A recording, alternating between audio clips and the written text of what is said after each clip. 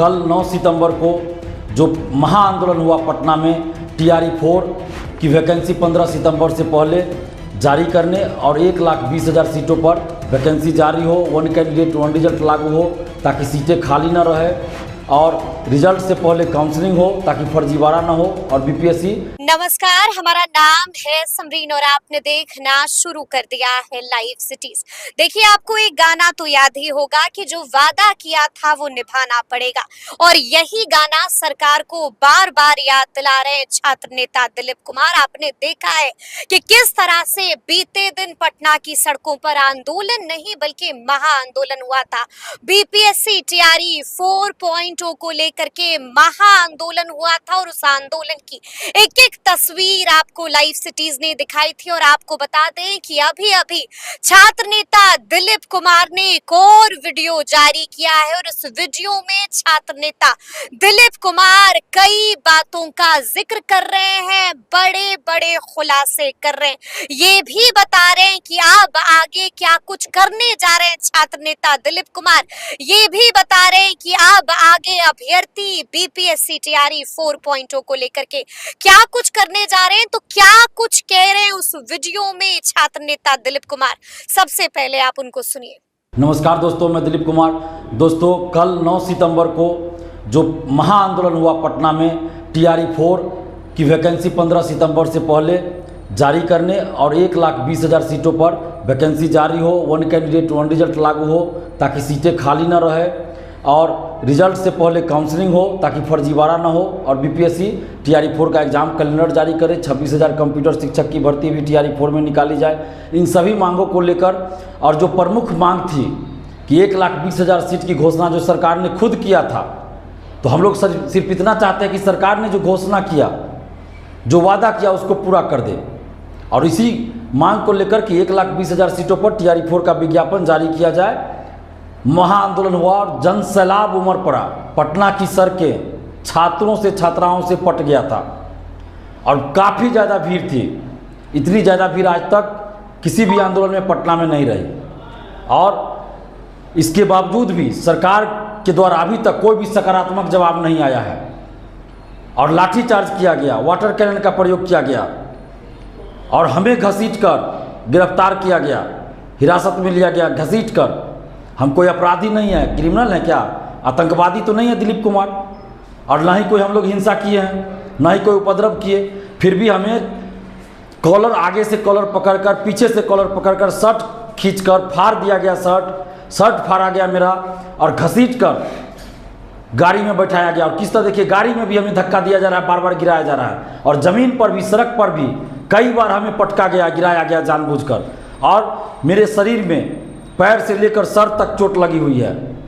जानबूझकर बार बार पुलिस वाले के द्वारा हमें गिराया गया और 50-60 पुलिस वाले हमें घेर लिए थे ताकि कोई वीडियो न बना पाए और बाहर बात न जा पाए कि दिलीप कुमार के साथ ऐसा किया जा रहा है। लेकिन कुछ ना कुछ मीडिया के लोग वहाँ पहुँच गए और वीडियो में आ गया वो सब चीज़। अब आप लोग खुद देखे होइएगा कि किस तरह मेरे साथ दुर्व्यवहार किया गया, घसीटा गया, शर्ट फाड़ दिया गया और गाड़ी में भी बैठाते समय किस तरह हमारे साथ धक्का मुक्की किया गया, हमें बार बार गिराया गया। जो कल जो शर्ट फटी है, जो शर्ट फाड़ा गया, वो दिलीप कुमार की शर्ट नहीं फटी है, सरकार की नैतिकता फटी है। सरकार जो वादा खिलाफी की है वो उजागर हुआ है। ये जो सरकार चाहती है या नेता लोग चाहते हैं कि बड़े बड़े वादा कर दे जनता के सामने और बाद में पूरा नहीं करे, तो अब ये नहीं चलेगा। जो वादा आप करते हैं उसको पूरा करना पड़ेगा। सरकार ने कहा था कि 1,20,000 सीट पे हम वैकेंसी निकालेंगे। अभ्यर्थियों ने नहीं मांग किया था कभी, दिलीप कुमार ने कभी मांग नहीं किया था, लेकिन सरकार ने वादा किया 1,20,000 सीट पे वैकेंसी देंगे टीआरई 4 का। इसलिए हम लोग अब मांग कर रहे हैं, इसलिए अभ्यर्थी मांग कर रहे हैं कि जो वादा आपने किया उसको पूरा कीजिए।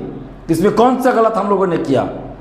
जो वादा सरकार ने किया वही तो मांग हम लोग कर रहे हैं। और हमें गिरफ्तार किया गया, पहले हिरासत में लिया गया, उसके बाद एक लड़की को, सुपौल की है खुशबू कुमारी, उसको अरेस्ट किया गया, फिर उसके बाद 6 और लड़का को अरेस्ट किया गया और रात के 9, साढ़े 9 बजे हम लोग को छोड़ा गया कोतवाली थाना से। अब कई छात्रों को, छात्राओं को चोटें आई है। किस तरह से आप देखिए, बर्बरतापूर्वक लाठी मारा जा रहा है छात्रों को, छात्राओं को। तो क्या चाहती है सरकार? क्या सरकार ये चाहती है कि लाठी के बल पे छात्रों की आवाज़ को दबा दिया जाएगा? तो एक बात हम कहना चाहते हैं पुलिस प्रशासन से भी और सरकार से भी कि लोकतंत्र में हमारा संवैधानिक अधिकार है शांतिपूर्वक आंदोलन का, और कोई माई का लाल हमसे ये अधिकार नहीं छीन सकता है। कोई भी सरकार हो हमसे ये अधिकार नहीं छीन सकता है। और अभी भी हम सरकार से कहना चाहते हैं कि जब भी सरकार, किसी भी गठबंधन की सरकार हो, अगर अच्छा काम करती है तो दिलीप कुमार तारीफ करता है, लेकिन जहां गलत होगा वहां विरोध भी हम खुलकर करेंगे। जब डोमिसाइल लागू हुआ, 35% महिला आरक्षण का लाभ जब घोषणा हुआ कि सिर्फ बिहार की बेटियों को मिलेगा, तो हमने नीतीश कुमार जी की तारीफ हर जगह किया। लेकिन आज जब छात्रों के साथ अन्याय हो रहा है तो हम सरकार का विरोध कर रहे हैं, सरकार से मांग कर रहे हैं, नीतीश कुमार जी से मांग कर रहे हैं कि आप छात्रों के साथ न्याय कीजिए। 1,20,000 सीटों पर आप वैकेंसी निकालिए। जो डेलीगेशन में 6 लोग गए थे, 2 लड़की और 4 लड़का, उनको डराया धमकाया गया प्रशासन के द्वारा और शिक्षा विभाग के द्वारा कि नौकरी नहीं करने देंगे, एफआईआर कर देंगे। तो एफआईआर करने से नौकरी नहीं लोग कर पाएगा? कोई किसी पे एफआईआर कर सकता है, तो क्या नौकरी नहीं कर पाएगा लोग? मन डराते हैं, धमकाते हैं। हम लोग इस धमकी से डरने वाले नहीं है, और हम धन्यवाद देते हैं उन छात्रों को, छात्राओं को जो डेलीगेशन में गए थे, डरे नहीं, बिना डरे अपनी बातों को रखे और बरगलाया गया डेलीगेशन के नाम पर। यहाँ से वहाँ घुमाया गया और कोई सकारात्मक जवाब नहीं दिएगा। माध्यमिक शिक्षा के उपनिदेशक मिले, कोई सकारात्मक जवाब नहीं दिए। और हम डेलीगेशन में कल इसलिए नहीं गए क्योंकि बहुत सारे छात्रों का भी ये कहना था कि दिलीप भैया आप चले जाते हैं तो पुलिस हम लोग को ज़बरदस्ती हटा देती है और हो सकता है लाठीचार्ज कर दे, तो इसलिए आप रहिए। तो इसलिए हम थे कि हम छात्रों को छोड़कर नहीं जाएंगे, ऐसा ना हो कि हम चले जाए और छात्रों पर लाठीचार्ज हो। तो हमने कहा था कि लाठी चलेगी तो पहली लाठी दिलीप कुमार खाएगा, हम हटेंगे नहीं।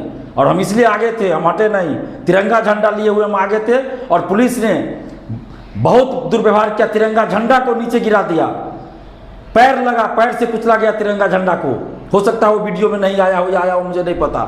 हम बार बार कहते रहे कि तिरंगा झंडा उठाने दीजिए, कम से कम तिरंगा झंडा, हम भाग नहीं रहे, हमको ले चलिए जहाँ ले चलना है। लेकिन पुलिस के द्वारा इस तरह से बदतमीजी की गई, तो ये नहीं होना चाहिए। ये बार बार इस तरह से किया जा रहा है। हम लोग जहाँ भी पुलिस प्रशासन हो, सपोर्ट होता है या अच्छा काम होता है, हम पुलिस प्रशासन हो, सरकार हो, सबकी तारीफ करते हैं।